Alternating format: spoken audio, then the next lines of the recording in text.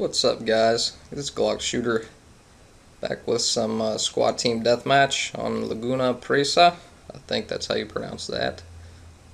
Correct me if I'm wrong, but half of these maps I can't pronounce right. So, anyways, jumped in a lobby here with a friend of mine, and he hasn't played a whole lot of Bad Company 2, and he's been kind of occupied with other games and Red Dead Redemption and whatnot. So, figured I'd jump in deathmatch and play with him a little bit. So I want to talk a little bit about the map.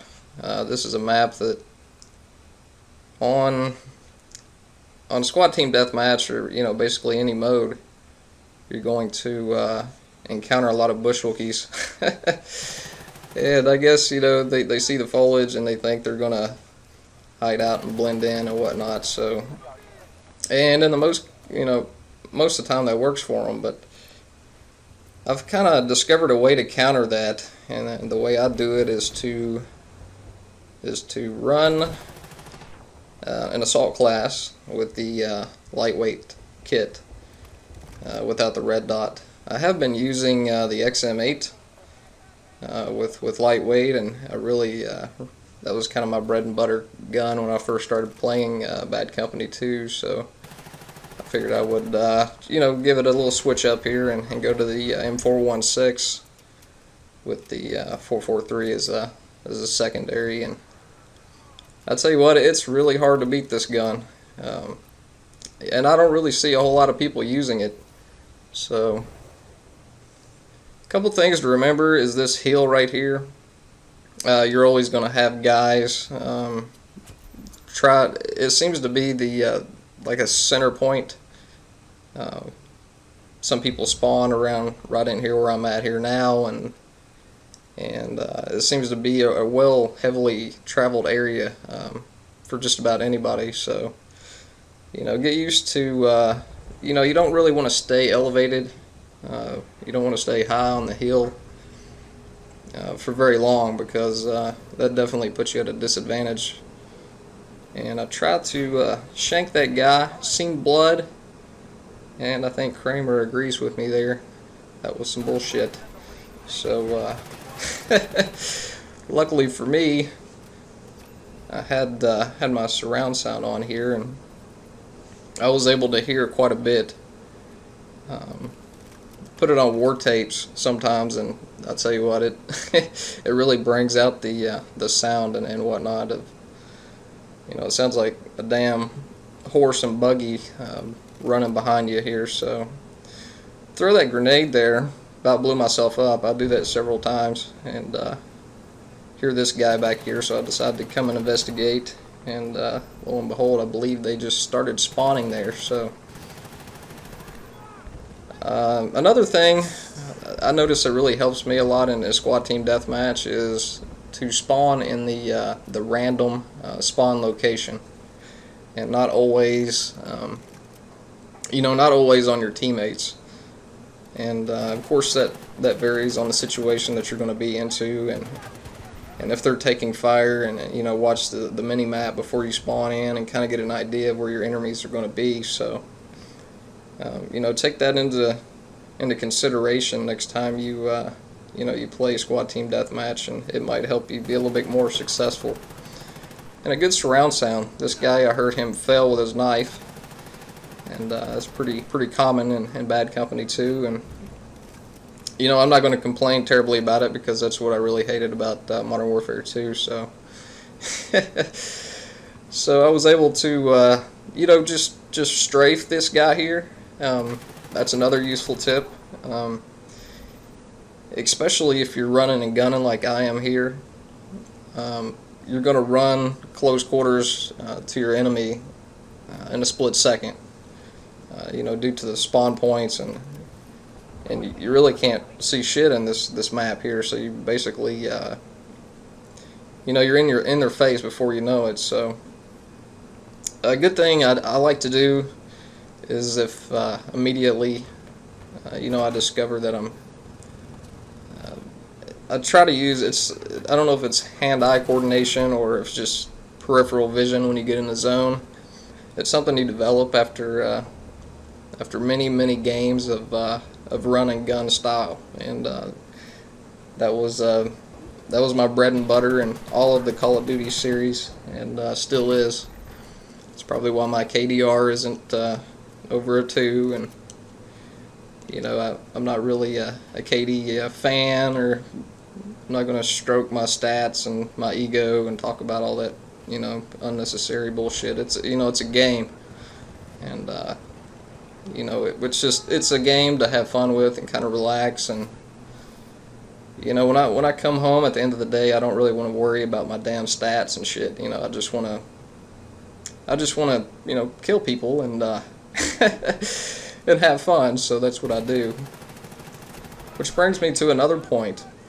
Let me get a drink of water here, excuse me.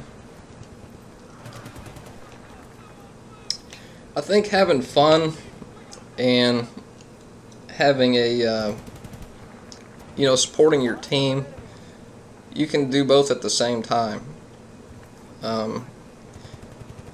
It is probably not a good idea to practice with your squad mates, but you know, I was talking to a friend of mine about this, and I think in order to become you know, a pretty decent player at FPS games, you have to go out of your way to try to be the best, or excuse me, you have to go out of your way to try to be the worst player. And I don't really mean that to go out and just play like shit. I mean, just go out and try different weapons. You know, some maps and some matches you might want to, you know, run stuff that you're not used to. I never was really good at quick scoping, and I'm starting to get fairly decent at it. And you know, sometimes I run around with just my pistol only.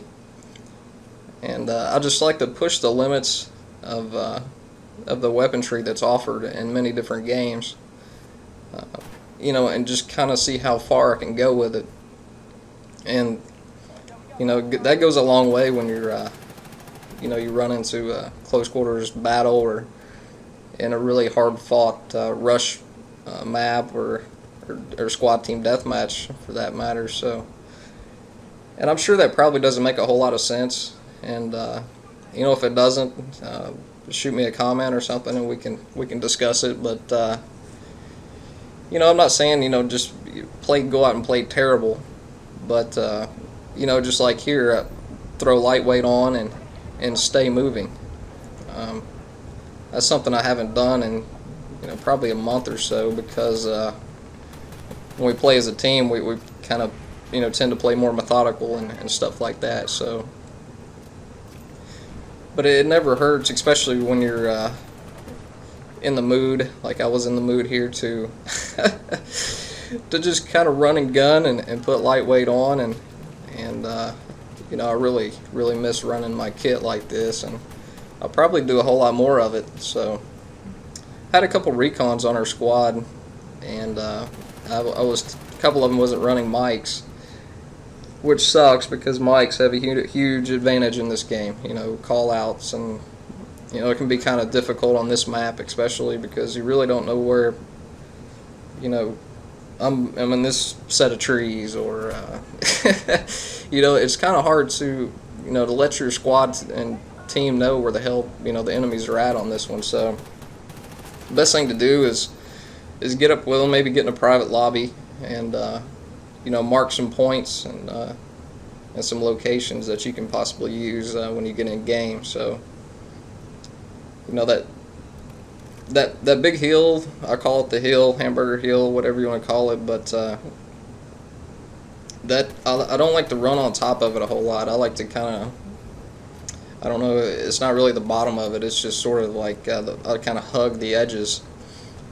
And there's going to be times you're going to get stuck in the tree on the back side, and you're going to wish you hadn't went that way. But you know, it's all part of a learning experience, and unfortunately they haven't patched the trees that you get stuck in, and once you get stuck, you can't really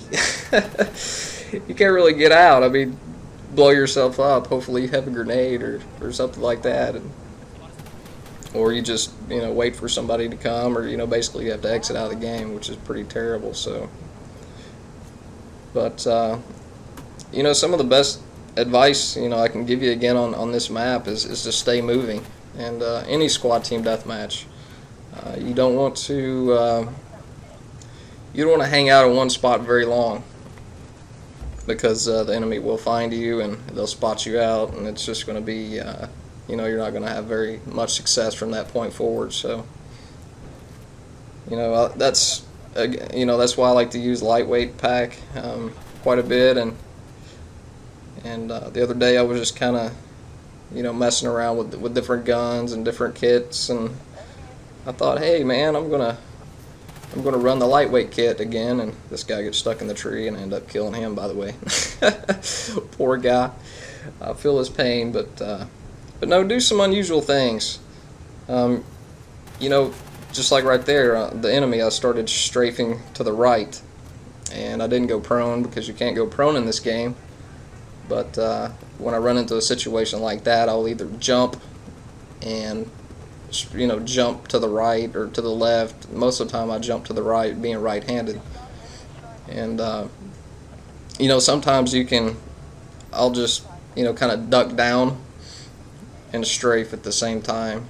And once you play with these weapons enough, you'll begin to learn the hip fire range for most of them. So, and most of the guns on this game are just fantastic. And I hear here that we're just down one man, so I launched a couple of tubes, and it was luckily I heard that guy coming up behind me. So we did not lose. I know it says we lost, but we didn't. I had a pretty good game. I thought I would kind of post up and see what you guys thought as well. I think it's 28-6. Yeah, 20.